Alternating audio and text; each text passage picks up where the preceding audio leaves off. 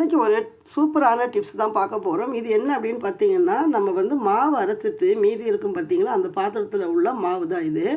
இதை என்ன செய்ய போகிறோம் அப்படின்னு பார்த்தீங்கன்னா, இதை பாருங்கள், இதை வந்து நம்ம க்ளீன் பண்ண போகிறோம். இப்போ இந்த மாவில் வந்து நாம் கொஞ்சம் உப்பு சேர்த்துக்கலாம். இந்த உப்பு கொஞ்சம் நம்ம சேர்த்துக்கலாம். இப்போ நாம் இதை நல்லா எடுத்துட்டு பாருங்கள், இந்த காலையில் நான் வந்து இஞ்சி துருவுறதுக்காக எடுக்கும்போது ரொம்ப வந்து இரும்பு கரை அதிகமாக இருந்தது. அதனால் இதை வந்து எப்படியும் தேய்ச்சிடணும் அப்படின்னு பார்த்தா தேய்ச்சா எனக்கு போகவே இல்லை சரியா. அதனால் வந்து இப்போ இந்த டிப்ஸு ஃபாலோ பண்ணுறேன்.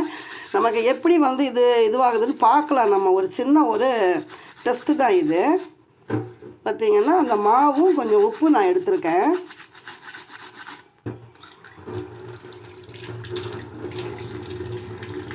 பார்த்தீங்களா,